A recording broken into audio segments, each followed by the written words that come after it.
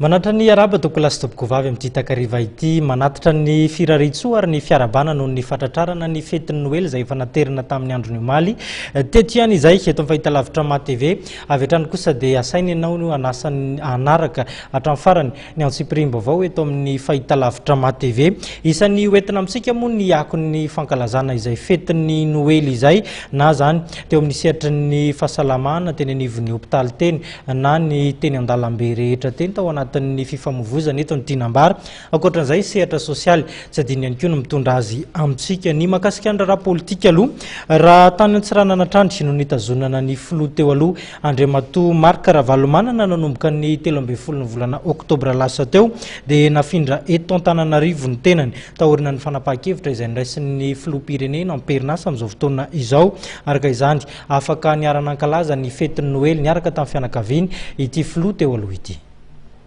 Tavaverinao amin'ny trano fonenana eny Faravohitra nanomboka ny alarobia teo ny filoha teo aloha Marc Ravalomanana. Ny alarobia lasa teo tamin'ny fitora sasany alina no tonga teny Faravohitra ny tenany araka ny taritra avy amin'ny tompona andraikitry ny serasera eo anivon'ny zandarmaria-pirenena. Tamin'io alarobia alina io 4 Desambra dia nisy ny fampiresana izay nataon'Andriamatoa Marc Ravalomanana tamin'ny ministry ny fiarovam-pirenena ary ny fetin'ny Noely teo dia teny amin'ny fiangonana Eftrika Memerkasina no mivavaka Andriamatoa Marc Ravalomanana sy ny fianakaviany. Nemoraiko no miantoka amin'ny fiarovana ny filoha teo aloha amin'izao fiverenana eto Andrenivohitra izao indray.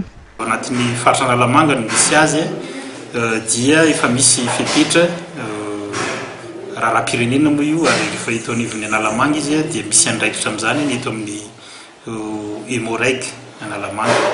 Raha antsika mahafantatra ary misy milaza raha teo moa zany fa tonga eto ny filoham-pirenena teo dia efa manana olona zany zahay mipetraka eny toerana mandray ny fepetra rehetra.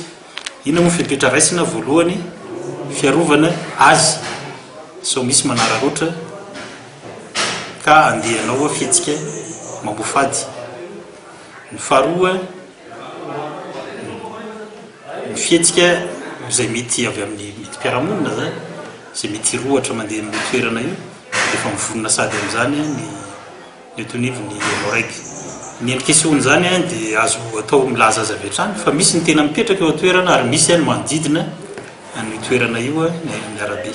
Tafiditra amin'ny fampihavana pirenena araka ny taritra avy amin'ny fiadijinan'ny Repoblika amin'ny famohan'Andriamatoa Marc Ravalomanana. Tsy mbola azo filoha teo aloha tao no miresaka amin'ny mpanao gazety. Voafetra ihany koa araka ny nambaran'ny mpiara-dia aminy ny famangina ny filoha teo aloha Marc Ravalomanana izay nafindra eny amin'ny trano fonenany eny Faravohitra nanomboka ny 4 Desambra lasa teo.